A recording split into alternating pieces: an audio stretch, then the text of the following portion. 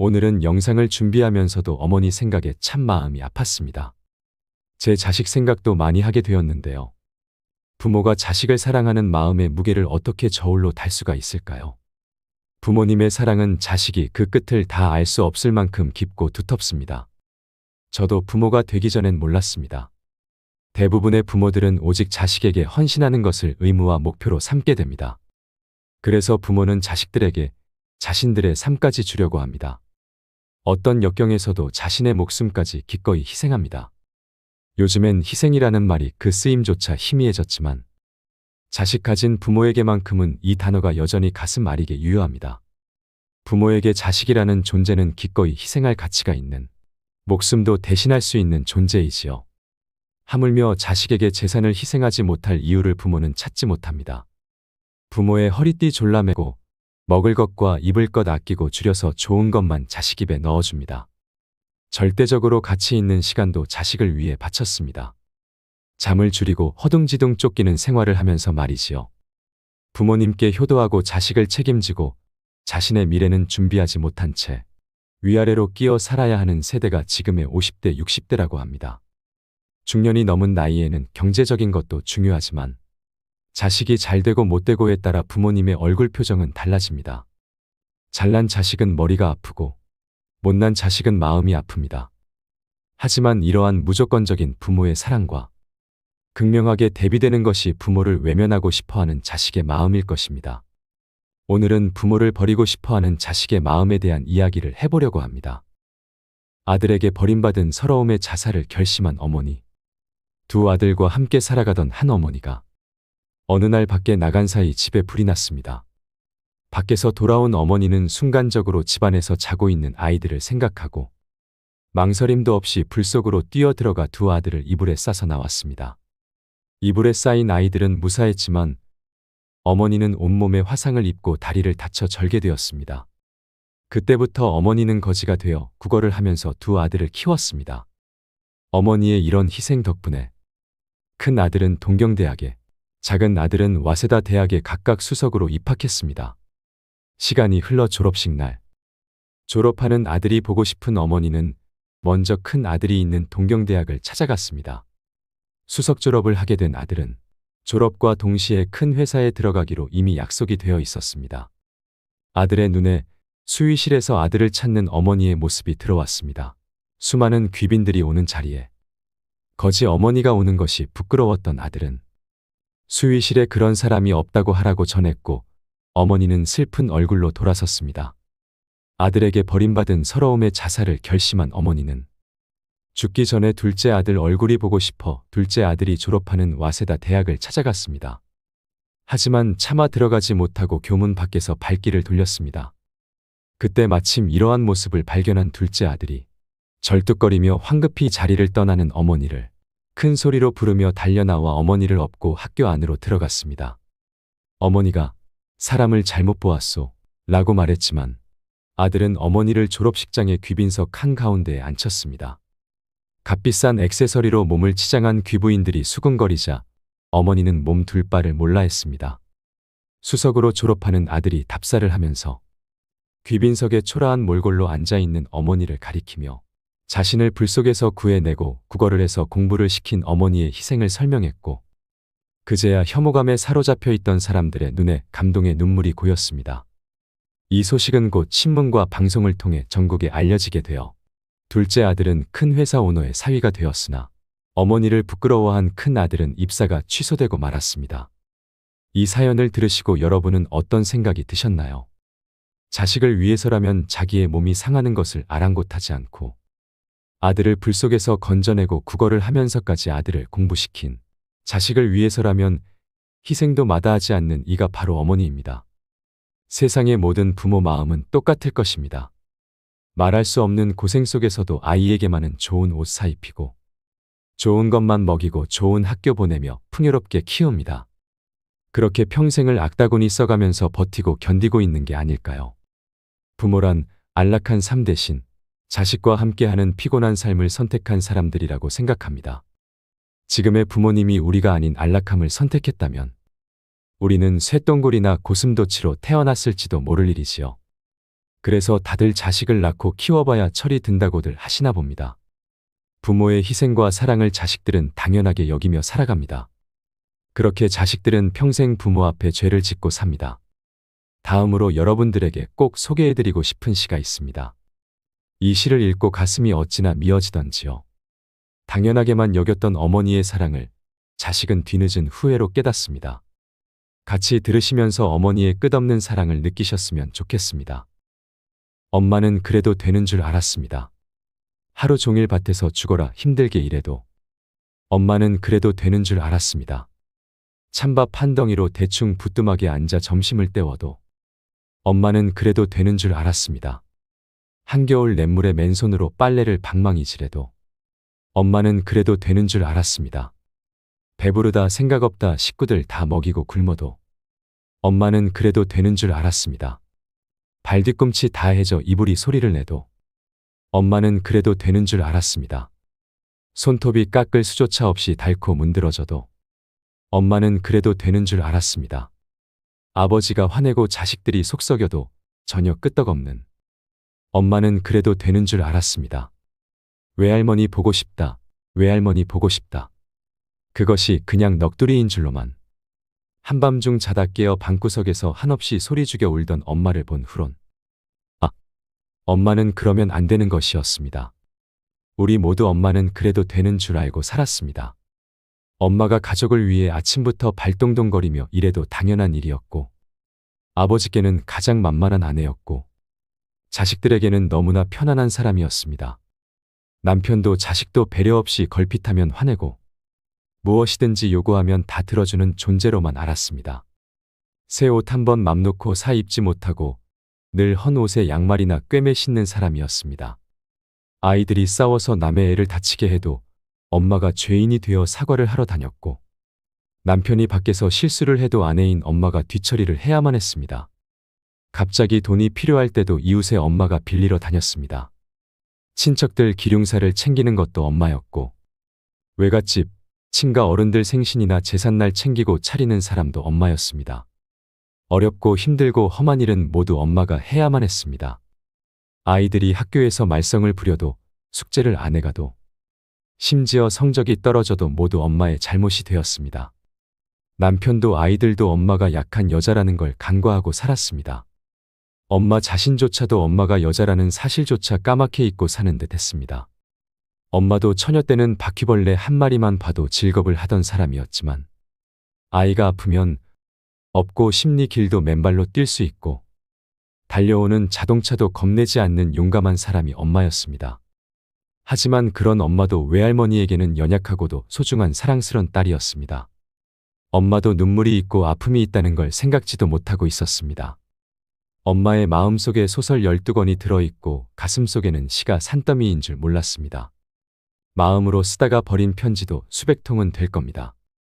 가장 가까이에 있으면서도 가장 모르고 살았던 엄마였습니다. 엄마는 돌아가시고 나서야 그 존재감이 확실해지는 것 같습니다. 살아계실 때는 당연히 항상 곁에 있는 사람이 엄마였고 돌아가신다는 생각조차 하지 않고 살았습니다. 신은 모든 곳에 있을 수 없어서 대신 엄마를 만들었다고 합니다. 엄마는 자식에게 신 같은 존재이지요. 돌아가신 뒤에 후회하지 말고 살아계신다면 계실 때 한 번 더 따뜻하게 안아드리는 게 어떨까요? 얼마 전 시장에서 만난 동네 할머니가 이런 고민을 얘기하셨습니다. 애지중지하던 자식들 시집장가를 보내고 나니 이 부모를 본 척만 척합니다. 마음 공부하면서 서운한 마음도 다 내려놓고 그 마음 돌려보려고 애쓰지만 자식에 대한 집착 때문에 그런지 쉽게 사라지지 않습니다.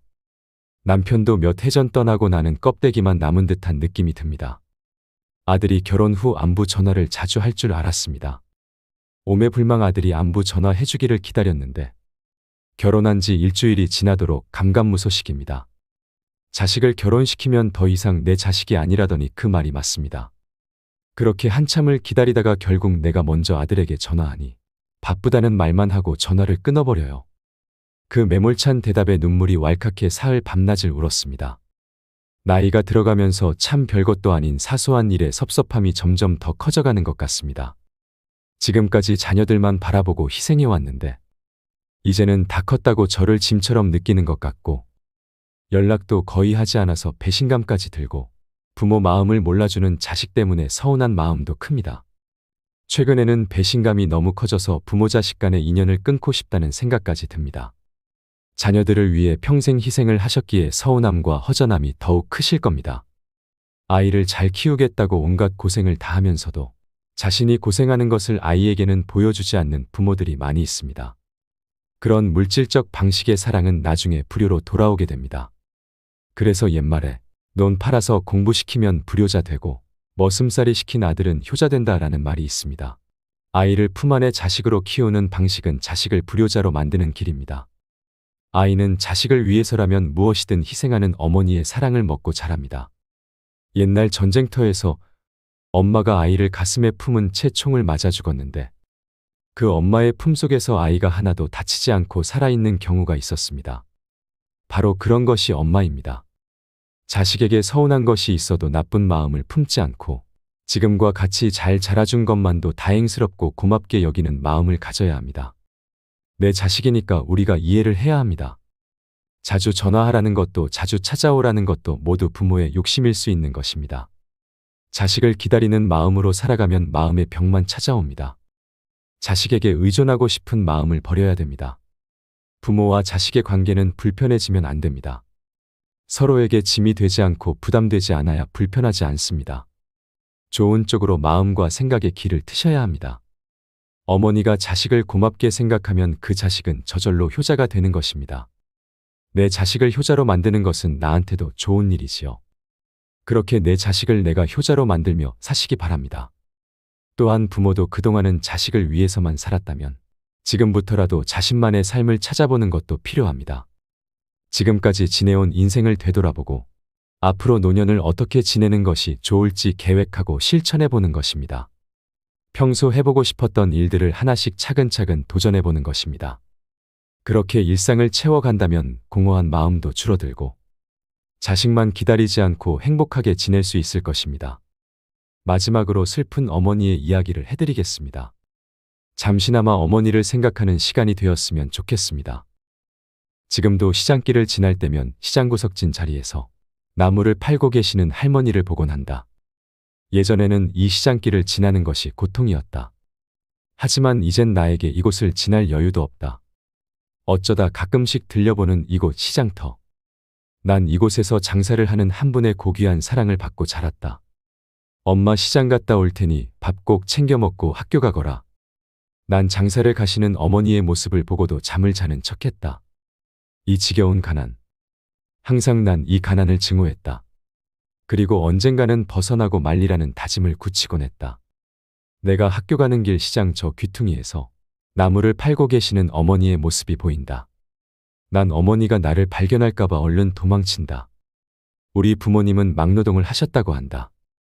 일하는 도중 철근에 깔리신 어머니를 구하시려다.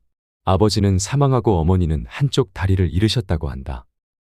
일을 가시지 못하시는 어머니는 나무를 캐서 팔곤 하셨다. 난 항상 들판에 절뚝거리시며 나가시는 어머니가 싫었고 밤새 나무를 다듬으시는 모습도 싫었다. 더더군다나 시장 한 귀퉁이에서 쪼그리고 앉아 지나가는 사람들에게 구걸 비슷하게 장사를 하는 것도 맘에 들지 않았다. 집에 돌아오니 퉁퉁 부은 다리 한쪽을 주무르시며 나무를 다듬고 계신다. 나를 보자 어머니는 기쁜 낯으로 3,000원을 주신다. 난 그 돈을 보자 화가 치민다. 난 거지 자식이 아니란 말이야. 이런 돈 필요 없어. 그리고는 밖으로 나와 버린다. 다음 날 아침, 난 어머니가 시장 간 틈을 타 집에 가서 책가방을 들고 학교에 간다. 등굣길 약수터에서 간단히 세수를 한 다음 물로 배를 채운다. 난 비록 풍요롭게 먹고 입지는 못했지만 공부는 악착같이 했다. 그래서 부잣집 자식놈들보다 공부는 항상 잘했다. 하지만 그 자식들에게 사는 미움도 만만치 않았다. 그날 4교시가 끝날 무렵 아이들이 갑자기 웅성거린다. 복도를 보니 어머니가 절뚝거리시며 교실로 들어선다. 선생님 드리려고 장사하려고 다듬은 나무를 한 봉다리 들고서 어머니는 내가 어제 들어오지 않자 걱정이 되셔서 학교에 오신 거란다. 선생님과의 면담을 끝내고 어머니가 돌아가시자 아이들이 한마디씩 한다. 야, 이민성 너네 엄마 병신이었냐? 그놈은 그 잘난 부잣집 아들 현우였다. 현우는 어머니의 걸음걸이를 따라한다. 무엇이 우스운지 반 아이들은 웃어댄다. 난 화가 나서 그놈을 정신없이 두들겨줬다. 그리고서는 교실을 나와 버렸다. 저녁 무렵 집에 가니 집 앞에 잘 차려 입은 여자와 현우가 어머니에게 소리를 지르고 있었다. 아니 애비 없는 자식은 이래도 되는 거야? 못 배우고 없는 티 내는 거야 뭐야? 자식 교육 좀 잘 시켜. 어디 감히 우리 집 귀한 자식 얼굴을 이렇게 만들어 놓느냔 말이야. 어머니라는 작자가 병신이니 자식 정신이 온전하겠어? 어머니는 시종일관 죄송하다는 말뿐이다. 난 그러는 어머니의 모습이 싫었다. 집에 들어가도 어머니는 아무 말씀이 없으시다. 난 어머니에게 한마디 한다. 다시는 학교에 오지 마 알았어? 창피해서 죽는 줄 알았단 말이야. 그래 미안하다 난 민석이가 걱정이 되어서. 난 차라리 엄마가 없었으면 좋겠어. 난 해서는 안 될 말을 해버렸다. 슬픔을 보이시는 어머니를 못 본 척하며 자는 척했다. 난 꼭 성공할 거야. 밤새 이렇게 외쳤다. 다음 날 아침 수업료라며 엄마가 돈을 쥐어주신다. 얼마나 가지고 계셨는지 너무도 꼬깃하고 지저분한 돈이었다. 학교에 가니 선생님이 부르신다. 적어도 선생님만은 내 편이셨다. 어머니께 잘 해드리라는 말로 나를 위로하신다. 선생님께서 나물 맛있게 먹었다고 어머니께 전해달란다. 난 그러마했다. 하교 길의 길 모퉁이 배추가게 쓰레기통에서 배추잎들을 주워 모으시는 어머니를 본다. 난 모른 척 얼른 집에 들어와 버렸다. 그날 저녁 배춧국이 밥상에 올라온다. 이 배추, 난 소리를 질렀다. 어머니께선 아무 일도 아니라는 듯 배추가게 아저씨가 팔다 남은 거라고 버리기 아까우니 가져가서 민석이 국 끓여 주라고 하더구나. 어머니의 말에 난 또 화가 나기 시작했다. 정말로 난 거지 자식이 되어버린 것만 같았다. 나를 이렇게 비참하게 하는 어머니가 너무도 싫었다. 나중에 안 사실이지만 그날이 어머니 생신이셨다고 한다. 17년 후 난 의사가 되었다. 가정도 꾸리고 병원도 장모님께서 개업해 주셨다. 난 너무도 풍요로운 생활에 어머니를 잊고 살았다. 돈은 꼬박꼬박 어머니께 보내드렸지만 찾아가 본 적은 없었다. 아니 어머니라는 존재를 잊고 살려고 노력했다는 해석이 옳을지 모르겠다. 그런 어느 날 퇴근길에 우리 집 앞에 어느 한 노인과 가정부 아주머니가 싸우고 있는 걸 봤다.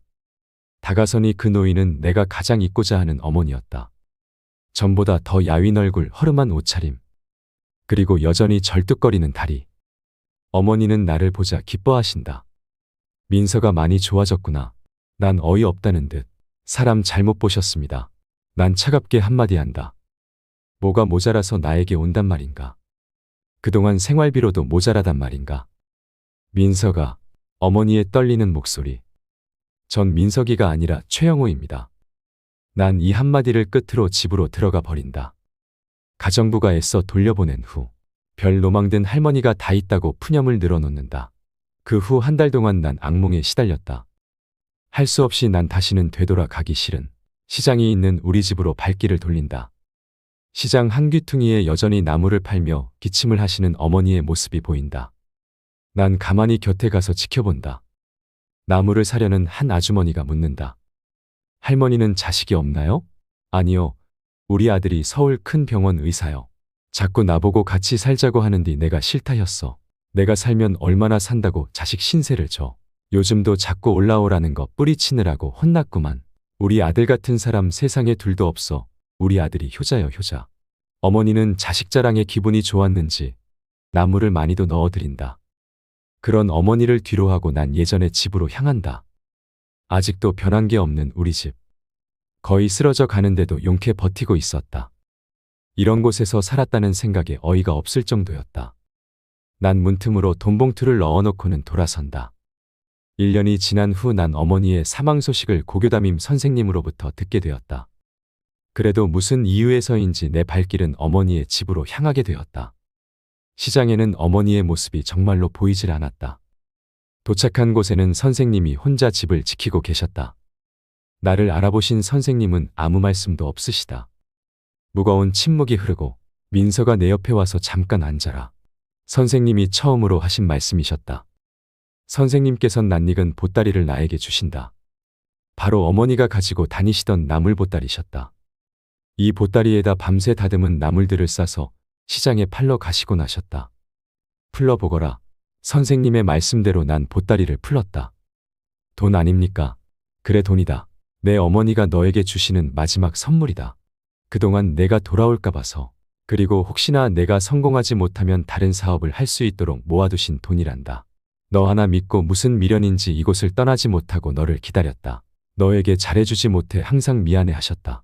내가 가끔 내 어머니의 말 동무가 되어드렸단다. 그래서 나에게 내 어머니의 유언을 전하도록 부탁하셨다. 그리고 내가 모르고 있었던 사실들도 함께 말이다. 선생님의 얘기들은 나에게 충격으로 다가왔다. 선생님의 얘기는 이러했다.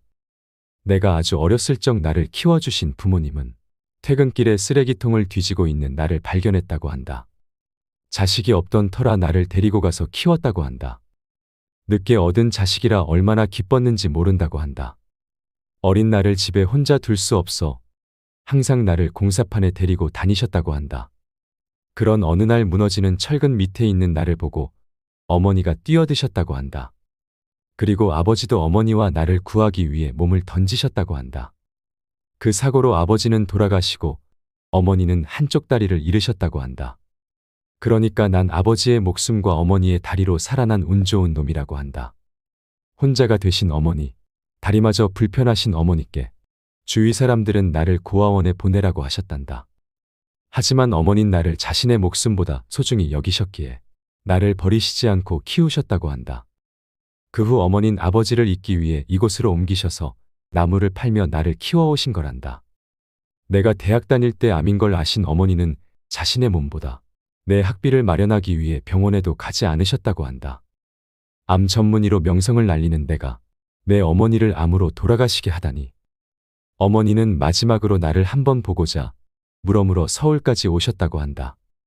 그런 어머니에게 난 가슴에 대못을 받고 말았다. 자신이 낳은 자식도 아닌데 자신의 목숨보다 소중히 여기셨던 어머니를 버린 나 자신을 용서할 수가 없었다. 하지만 나를 조용히 내려보시는 어머니의 사진이 잔잔한 미소를 보이고 있다. 이런 자식마저도 어머니는 사랑하시나 보다. 내 어머니, 사랑하는 내 어머니. 그 후 난 시간이 날 때마다 가끔씩 이곳을 들른다. 혹시나 어머니가 나무를 파시고 계실 것 같은 착각에 말이다. 사랑합니다. 나의 아버지, 나의 어머니. 항상 고맙고 감사합니다. 오늘도 노후의 지혜와 함께 해주셔서 감사드립니다. 황금빛으로 무르익어가는 여러분의 지혜로운 인생을 언제나 응원합니다.